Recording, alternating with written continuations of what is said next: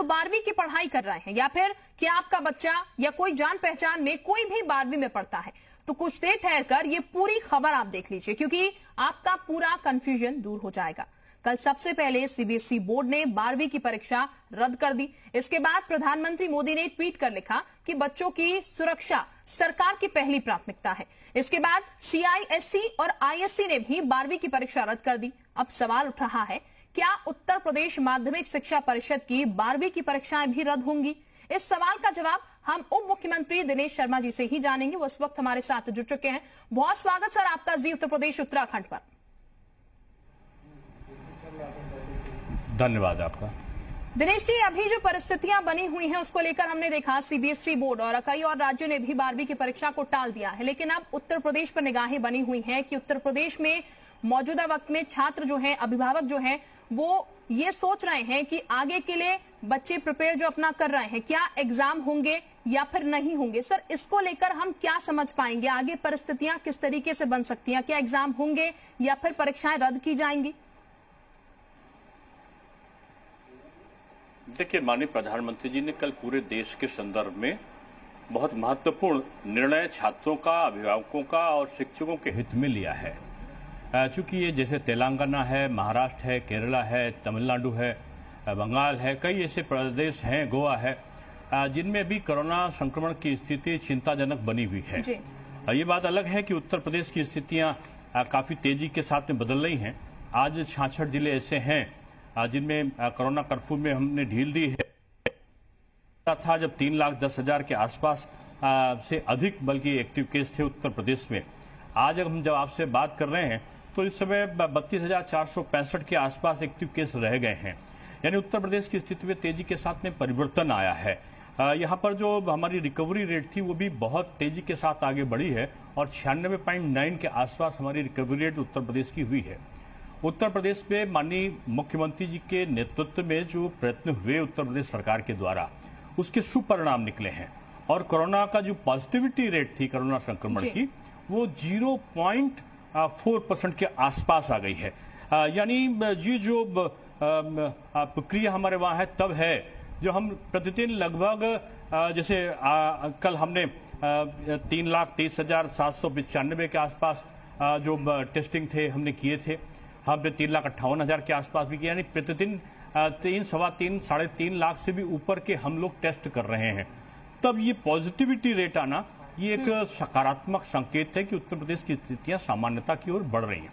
यानी हमारा उत्तर प्रदेश का परिप्रेक्ष्य जो राष्ट्रीय परिप्रेक्ष्य से उसकी हम अगर विश्लेषण करते हैं तो हम अपने को बेहतर स्थिति में पाते हैं। लेकिन फिर प्रश्न यही आता है कि हम छात्रों की सुरक्षा, छात्रों का हित और अभिभावकों की निश्चिंतता के साथ साथ शिक्षकों के लिए जो उनकी चिंता है हम कैसे दूर करें।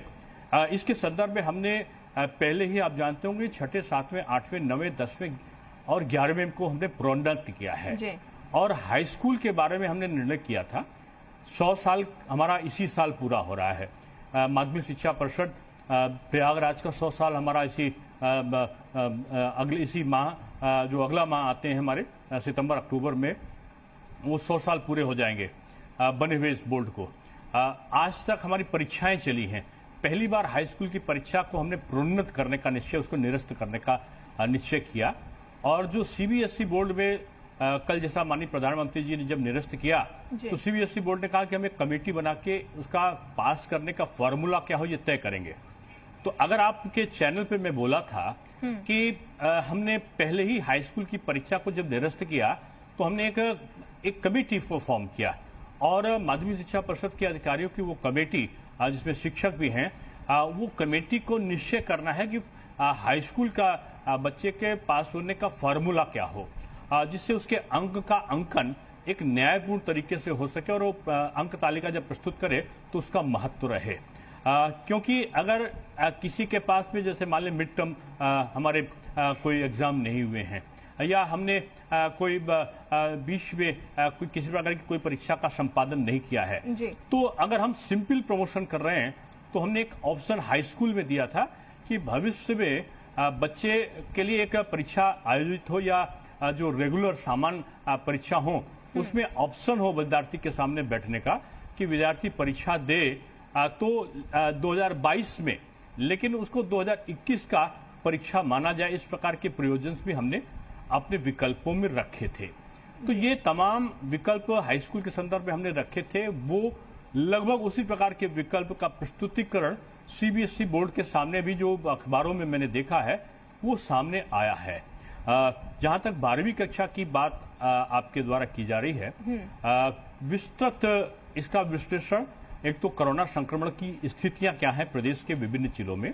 अभी हमने द्वितीय सप्ताह में 12वीं कक्षा की परीक्षा को कराने का निश्चय किया था और हमने काफी हद तक परीक्षा केंद्रों की संख्या को बढ़ा दिया था।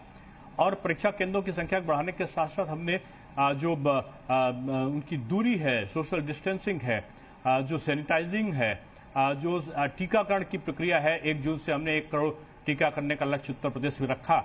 उसमें विद्यार्थियों और शिक्षकों और उनके अभिभावकों को, जो विद्यार्थियों के हैं, उनका वैक्सीनेशन प्राथमिकता के आधार पर हो, इसका निश्चय करके हमने उसको प्रारंभ भी कराया।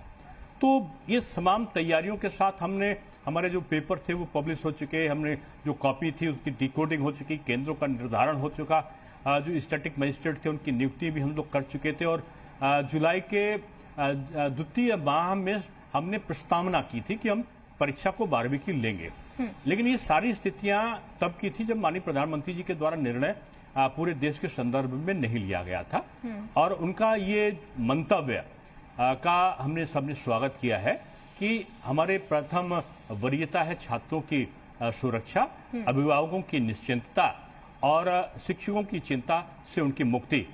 और इन सारे विकल्पों पर विचार करने के लिए हम लोग जल्दी माननीय मुख्यमंत्री जी के साथ में बैठ रहे हैं।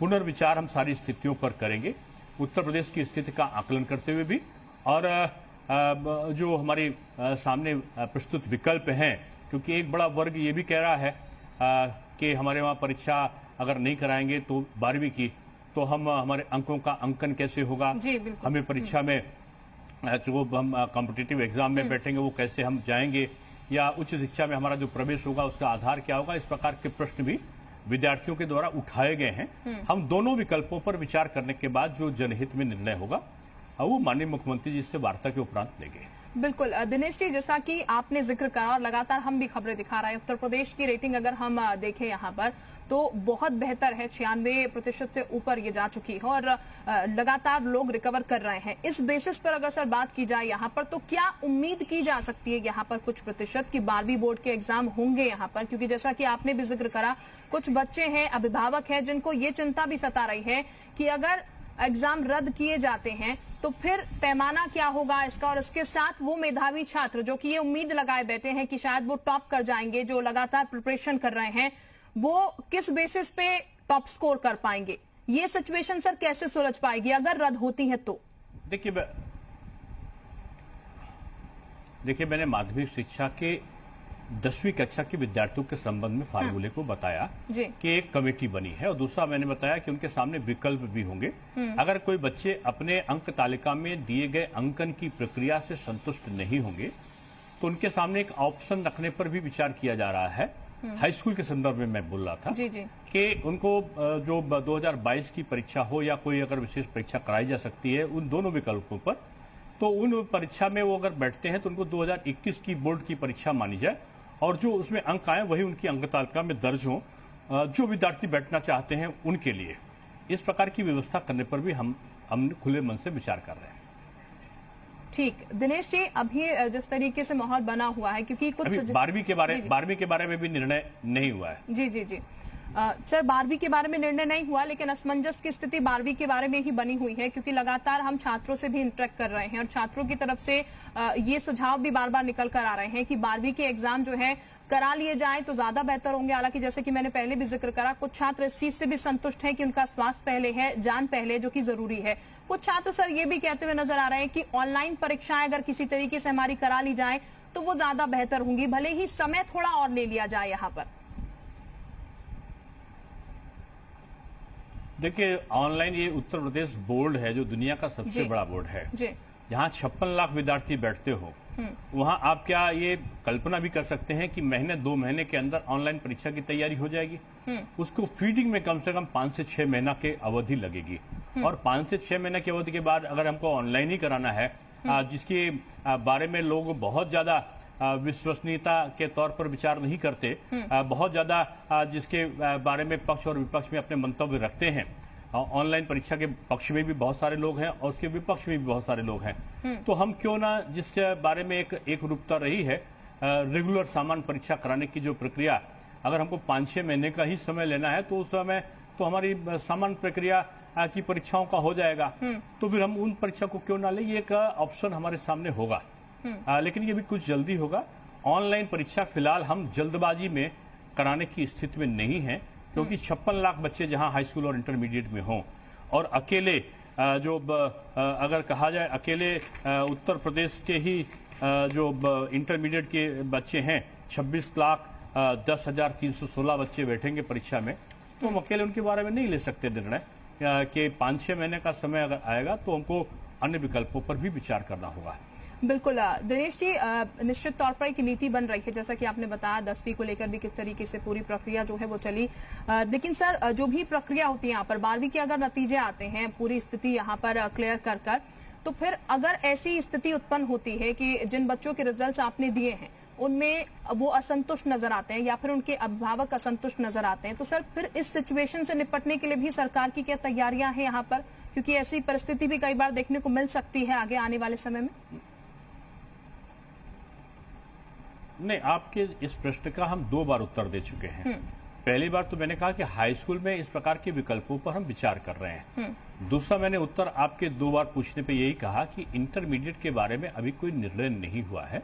माननीय मुख्यमंत्री जी के साथ में वार्ता के बाद हमारे अधिकारी बैठेंगे, हम लोग सब लोग बैठेंगे, और जो भी उत्तर प्रदेश के छात्रों के हित में निर्णय होगा 12वीं कक्षा के बारे में, हम लोग माननीय प्रधानमंत्री जी का जो मंतव्य है, जो उनकी इच्छा है कि छात्रों की सुरक्षा हो, उनके स्वास्थ्य की रक्षा हो, अभिभावकों में निश्चिंतता हो और शिक्षकों के प्रति चैतन्यता का और चिंता मुक्ति का भाव हो, उन सारे विकल्पों पर विचार करते हुए हम निर्णय लेंगे। यानी इंटरमीडिएट का भी निर्णय नहीं हुआ है तो मैं विकल्पों के बारे में पहले से कैसे बता दूं। बिल्कुल सर, जो अभी स्थिति बनी हुई है, क्योंकि हर कोई अब ये सोच रहा है, खासकर 12th के बच्चों की अगर बात की जाए, उनके अभिभावकों की बात की जाए, तो ये उम्मीद वो कर रहे हैं कि जो फिलहाल परिस्थितियां बनी हुई हैं वो कितनी जल्दी सुलझ जाएंगी, कितनी जल्दी उन्हें क्लियर हो जाएगा कि एग्जाम होने वाले हैं या फिर नहीं होंगे। जैसा कि आप जिक्र भी कर रहे हैं कि यहाँ पर चर्चा करने के बाद निर्णय लिया जाएगा, कितनी जल्दी सर ये सिचुएशन क्लियर हो जाएगी? देखिए, इस पे जल्दी का प्रश्न कम आता है जी। स्थायी तौर पर एक निश्चिततापूर्ण निर्णय हमारे लिए ज्यादा आवश्यक है, और वो हम बगैर विश्लेषण किए देने की स्थिति में नहीं होंगे। हम उसका विश्लेषण कर रहे हैं और जल्दी ही इस पर हम निर्णय लेंगे। बिल्कुल दिनेश जी, अभी हम लगातार ये देख रहे हैं कि मामले सुधर रहे हैं, मामले बेहतर हो रहे हैं। हालांकि ये चर्चा का विषय है, लगातार आप भी कह रहे हैं इस बात को लेकर कि मीटिंग होगी, उसके बाद चर्चा होगी, लेकिन सर उम्मीदें क्या बेहतर, पॉजिटिव कही जा सकती है? क्योंकि हम उत्तर प्रदेश की स्थिति जो देख रहे हैं बाकी स्टेट के मुकाबले काफी बेहतर है। यहाँ पर केसेस जो है वो भी काफी घट रहे हैं यहाँ पर। तो क्या छात्र और अभिभावक जो हैं ये उम्मीद मानकर चल सकते हैं, जो बच्चे लगातार प्रिपरेशन कर रहे हैं, कि वो एग्जाम में बैठेंगे?